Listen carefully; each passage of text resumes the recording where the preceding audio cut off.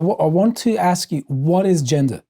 So because I'm trying to, in a sense, occupy the perspective of someone who hasn't read so much about the issue. Right. It's not hard for me because I haven't read much about the issue, but I want to engage in a discussion where I want to be thorough without being impolite or something, but because I think that the whole discussion is a linguistic quagmire. Yes.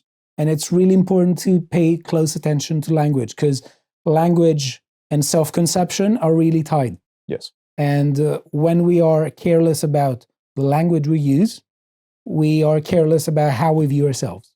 So I think it's very important to focus on language. So I want to ask you, what is gender supposed to be? Okay, so... Because in my mind, there are men, there are women, that's it. Yes, and that's true. I'm very Occamist, the Occam's razor, that's a methodological principle. Yeah, we'll develop it. So what is gender?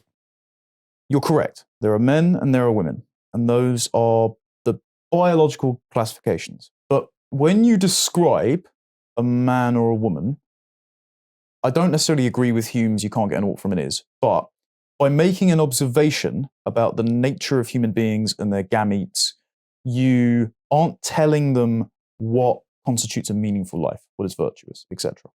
But you can derive a sort of set of social expectations that are downstream from their embodied realities. So men and women have different levels of parental investment based on one being the gestator, one being the inseminator, and they have different levels of strength and color perception and neurological temperamental inclinations. And so from these factors, you can derive a sort of set of expectations that by living up to them, life is most meaningful.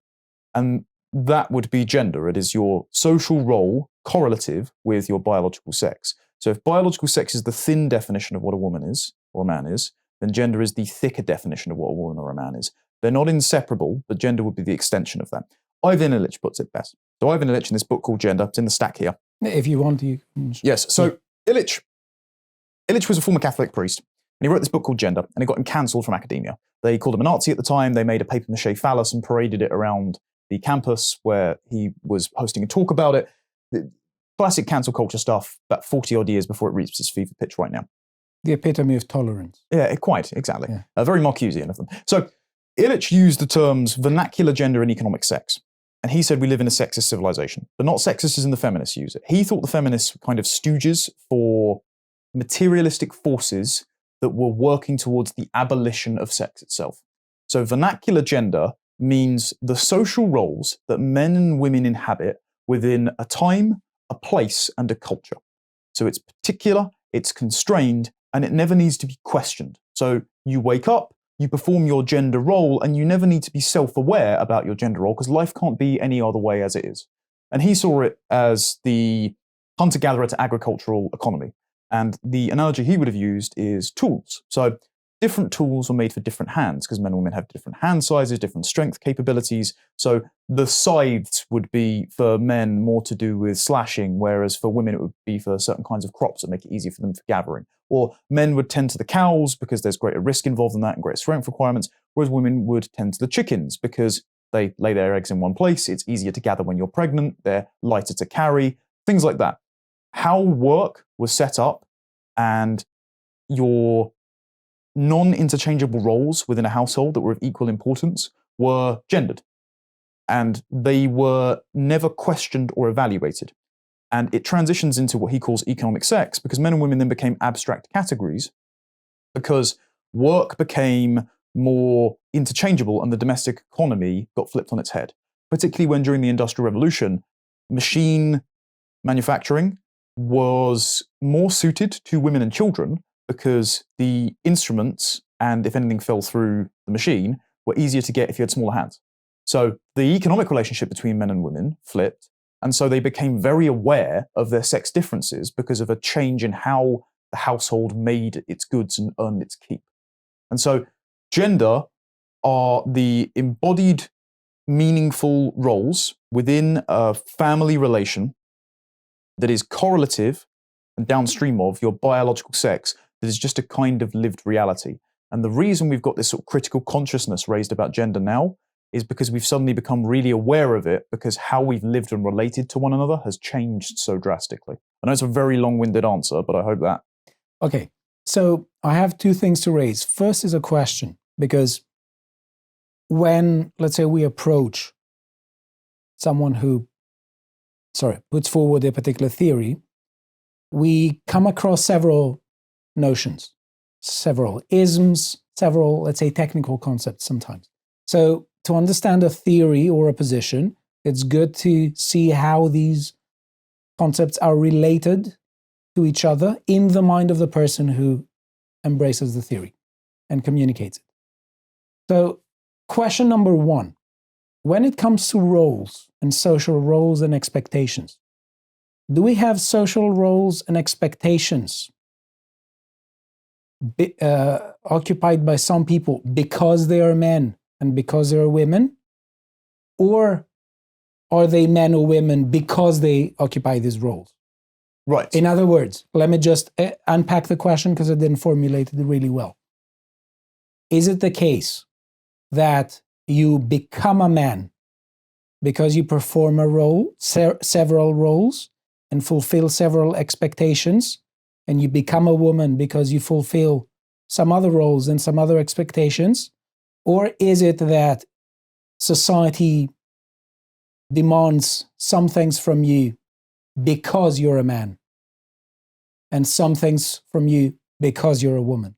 So do you see the difference? Yes, yeah. So are you made a man because you fulfill a role, or is something demanded from you because you are a man? Yes, yes. So are the roles created to habituate you into being a man or a woman, or were the roles themselves created because men and women are a certain way? Yeah. So I think they're symbiotic. I think it's more so that the roles have evolved from the biological reality of men and women.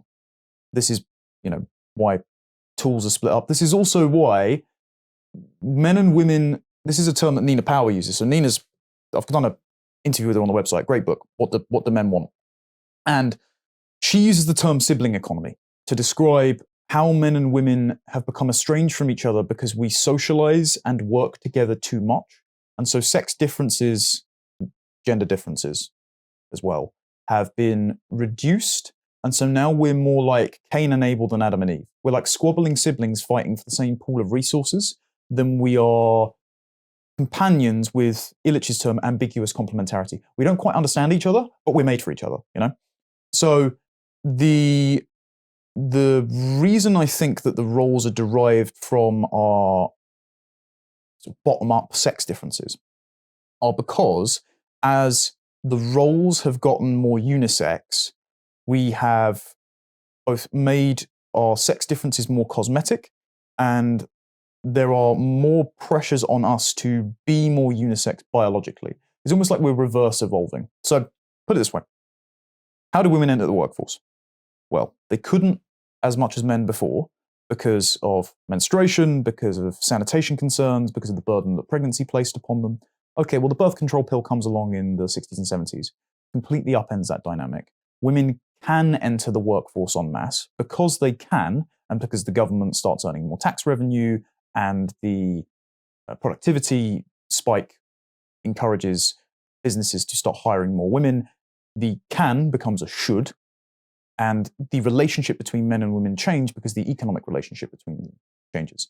And so there's a pressure to neutralize women's biology so that they can compete economically with men. So the role is made unisex, and so the human being is bioengineered to be more unisex. But you need the bioengineering for the role to be made unisex. And this is why in the 2000s to 2010s, when we had this weird sort of feminist craze, you had loads of feminists complaining about what sounded like really mediocre issues. Do you remember those articles that said the office is sexist because air conditioning is too cold for women, or because mice are too large for women's hands? They were sort of right. Like, it's a luxury belief complaint, but what we were doing was we were inducting women into the workforce after changing their biology to be less female, and then saying they need to compete under the same conditions with men. And so they were saying, actually, we're running up against biological walls rather. And so the office itself needs to change to accommodate those still lingering biological differences so that we can basically compete equally. So all of that is to say that the issues that arose when we tried to make the economy unisex, and we've got there, demonstrate that the economy and social relations were set up around men and women's biological differences before, and the new economy is eliminating those biological differences. And this is perfectly encapsulated by the Dino class. Mr. and Mrs. Dino who go to the call center, they do the same job, right? They work in recruiting or they work in marketing, and so they sit there typing away all day and basically making spreadsheets or making phone calls. But Mr. and Mrs. Dino are the most hypermasculine or hyperfeminine costumes you could ever see. And it's because that has become irrelevant to how you earn a living, but it's still relevant to how you attract a mate.